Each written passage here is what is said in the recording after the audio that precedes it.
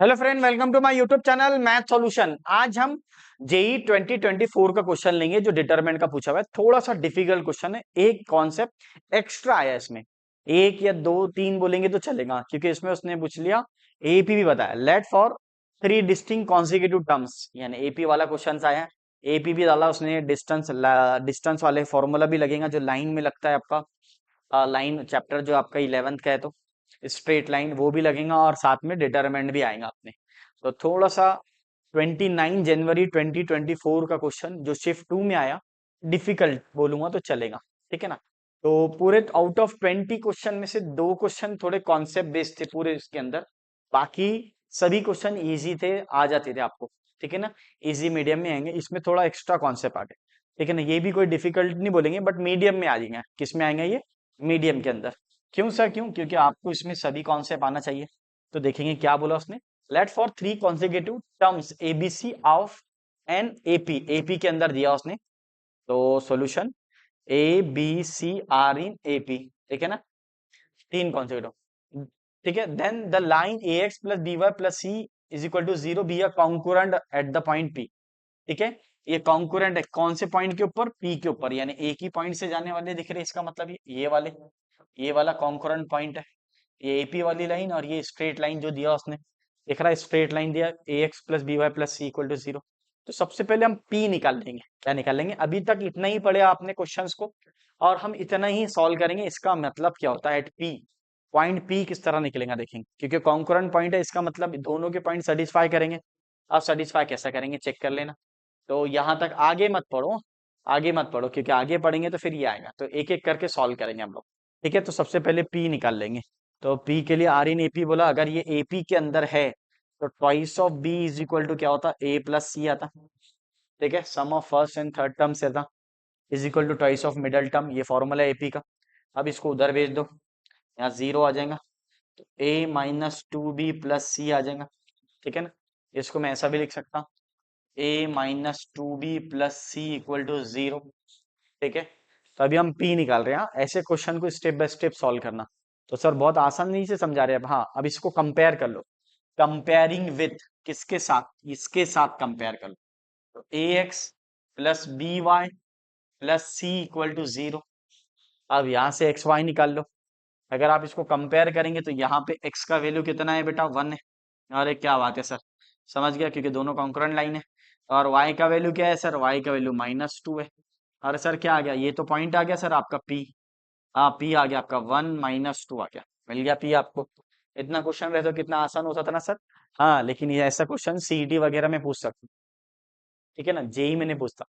तो जेई में एक से ज्यादा कॉन्सेप्ट वाले क्वेश्चन आते हैं, ठीक है ना। तो ध्यान रखना आपको। तो ये आ गया आपका p। अब आगे बढ़ेंगे अपन। And q alpha beta, alpha beta का ब्रैकेट ऐसा आएगा, ठीक है, curly bracket, be a point such that the system of equation. अब सिस्टम ऑफ इक्वेशन दिया। अब यहां से ये सिस्टम ऑफ इक्वेशन दिया, has infinite many solution, has infinite many solution. अब सिस्टम ऑफ इक्वेशन से आपको अल्फा और बीटा निकाल लेंगे, अल्फा और बीटा निकाल लेंगे। तो यहाँ पे देखना आपको, ये इक्वेशंस लेके अल्फा बीटा निकालेंगे। तो सिस्टम ऑफ इक्वेशन क्या बोला? हैज इनफाइनाइट मेनी सॉल्यूशन बोला। तो क्या कंडीशन है? D D equal to zero, D one equal to zero, D two equal to zero, D three equal to zero, ठीक है ना। ये जीरो आता सर। अब आपको वन बाय वन सॉल्व करने का। तो सबसे पहले डी निकाल लो। तो डी का वैल्यू क्या आ जाएगा डिटर्मिनेंट में? और यदि देखना इधर, वन वन वन, तो आ जाएगा वन वन वन, समझाने के लिए बता रहा हूँ। फिर आ जाएगा two five alpha, then one two three, यहाँ से इक्वल टू जीरो दिया तो यहाँ से डी निकल जाएगा, सॉरी अल्फा निकल जाएगा इससे। इससे क्या निकल जाएगा? अल्फा। वही पुरानी कहानी जो अभी तक पढ़े आपने। फिर निकाल लो अभी बीटा। बीटा क्या राइट हैंड साइड में है, तो डी वन ले लो। क्या ले लो? D one. जैसे हमने डी वन लिए तो क्या करेंगे? एक्स वाले कॉलम को हाइड कर दो, एक्स वाले को छुपा दो ऐसा। बाकी एज इट इज लिखो, one five two one alpha two आ गया, ऐसा टू नहीं, क्या है? थ्री है, तो थ्री आएगा। One five two one alpha three. अब एक्स वाले को अगर आप हाइड कर दे रहे तो उसके जगह क्या लिखेंगे मेरे दोस्तों? बोलो क्या लिखेंगे उसके जगह? सिक्स। ये वाला D one, D two, D three, तो क्या आ जाएगा? सिक्स। और उसके बाद में आ जाएगा बीटा और देन व्हाट, देन 4। अच्छा चलो, चलो देखो इधर थोड़ा सा वो कर दिया मैंने, दोनों अननोन ले लिया, चलो ठीक है कोई बात नहीं। हम लोग अल्फा निकाल लेंगे, अल्फा का वैल्यू यहाँ रख देंगे। अपने को तो आता, अभी तो बहुत प्रॉब्लम सॉल्व कर लिए इनफाइनाइट मैनी सॉल्यूशन की, अब कोई प्रॉब्लम नहीं। तो यहाँ से अपन अल्फा निकालेंगे। तो अल्फा को हम लोग क्या करेंगे, नेक्स्ट स्लाइड में करेंगे। इसलिए दोनों अभी मैंने एट ए टाइम निकाल लिया, ताकि ये इक्वेशन वापस लिखना ना पड़े मुझे नेक्स्ट स्लाइड में। तो पहले आपने डी का इक्वल टू 0 बना दिया, फिर डी1 इक्वल टू 0। अब आपको सॉल्व करना है, यहाँ से अल्फा मिल जाएगा, यहाँ से बीटा मिल जाएगा। पहले अल्फा निकाल लेंगे, तो अल्फा को हम लोग नेक्स्ट स्लाइड में सॉल्व करेंगे। चलो देखते हैं नेक्स्ट स्लाइड। यहाँ से हम लोग अल्फा ले लेंगे। तो अल्फा अलग अलग तरीके से डायरेक्ट एक्सपांड भी कर सकते हैं और इसको रिड्यूस करके भी सॉल्व कर सकते हैं। तो C2 changes to, sorry C1 changes to, या C2 changes to C2 minus C1 कर दो। C3 changes to C3 minus C1। आप ऐसा भी कर सकते हैं शॉर्टकट ट्रिक से, हाँ? मैं इसी लिख रहा हूँ आपके पास। आप डायरेक्ट भी लिख सकते हैं, आप डायरेक्ट एक्सपांड भी कर सकते हैं। तो C1 में चेंज है तो 1 2 1 डायरेक्ट आ जाएगा। 1 में से 1 गया, सॉरी 1 में से 1 गया तो 0 बचता, 5 में से 2 गया तो 3 बचते, 2 में से 1 गया तो 1 बचते, 1 में से 1 गया तो 0 बचते, अल्फा माइनस 2 बचता, और सर 3 माइनस 2 हो जाता। तो 3 माइनस 1 2 हो जाता। बस अब सॉल्व कर लो यहाँ से, इसके रो और कॉलम को छुपा दो। तो 3 2 जा 6 minus alpha minus 2 equal to 0, ऐसा ब्रैकेट में सॉल्व कर लो उसको। 6 minus alpha plus 2 equal to 0, alpha को उधर भेज दो, 6 plus 2 is equal to alpha हो जाएगा। देन अल्फा का वैल्यू 8 आ जाएगा। अल्फा इज व्हाट, 8 आ जाएगा।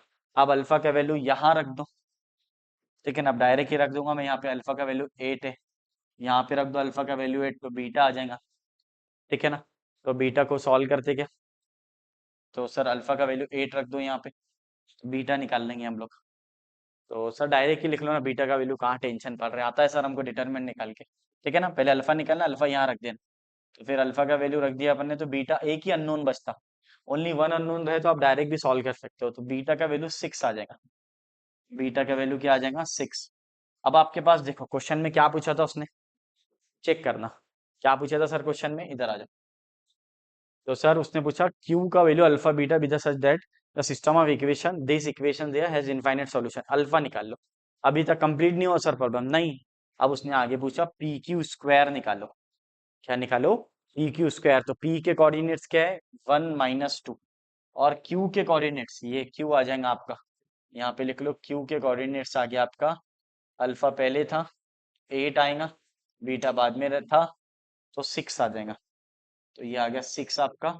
और पी के कोऑर्डिनेट्स आ गया आपके 1 माइनस 2। चेक कर लो, यही चेक है पी के कोऑर्डिनेट्स 1 माइनस 2 बराबर। पी क्यू स्क्वायर निकालना है आपको, क्या निकालना है, पी क्यू स्क्वायर। तो डिस्टेंस वाला फॉर्मूला लगा दो, डायरेक्ट ही हो जाता। पी क्यू स्क्वायर क्या होता, पी क्यू स्क्वायर आ जाएगा 8 माइनस 1 आ जाएगा, चेक कर लेना। 8 माइनस 1 आ जाएगा, तो होल स्क्वायर आ जाएगा। फिर आ जाएगा 6 minus into minus 2 whole square आ जाएगा, ठीक है। तो ये स्क्वायर है तो डायरेक्ट ही हो जाएगा। सर रूट में आएगा ना, नहीं स्क्वायर है ना, तो रूट कैंसिल हो गया स्क्वायर से। ये तो आना चाहिए बेटा आपको डिस्टेंस फॉर्म। तो ये 7 का स्क्वायर और ये 8 का स्क्वायर, ये 49 और ये 64 होता। 64 गया तो ये इसको ऐड कर लीजिए, 3 हो जाता। 3 और 1 12, 12 और 1 13 हो जाएगा। तो 10 10 और 1 11, तो 113। तो फाइनल आंसर क्या आ जाएगा, P Q square is equal to 113 आ जाएगा, ठीक है ना। आप बोलेंगे सर डिस्टेंस फॉर्म में रूट में आता, हाँ रूट, अगर डिस्टेंस पी क्यू बोल रहा तो रूट में लिखते थे अपन उसको, बट इसने पी क्यू स्क्वायर बोला ना, तो हमने डायरेक्ट स्क्वायर कर लिया, तो स्क्वायर से रूट कैंसिल हो गया।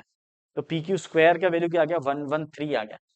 तो यहाँ पे अपन लिखेंगे, न्यूमेरिकल वाला क्वेश्चन था, न्यूमेरिकल वाले क्वेश्चन में यहाँ पे कर्सर को लेके जाना और यहाँ पे लिख लेना 113। इस तरह आपको सॉल्व करेंगे। थोड़ा लेंथी प्रॉब्लम था, कॉन्सेप्ट बेस्ड, ठीक है ना। इसको हम मीडियम में देंगे, किस में देंगे बेटा, मीडियम में। अच्छा क्वेश्चन है, मीडियम में पूछा हुआ है, ठीक है ना फ्रेंड। इस तरह सॉल्व करेंगे। चलो मिलते हैं नेक्स्ट वीडियो में। वीडियो पसंद आया तो लाइक शेयर एंड सब्सक्राइब कीजिए।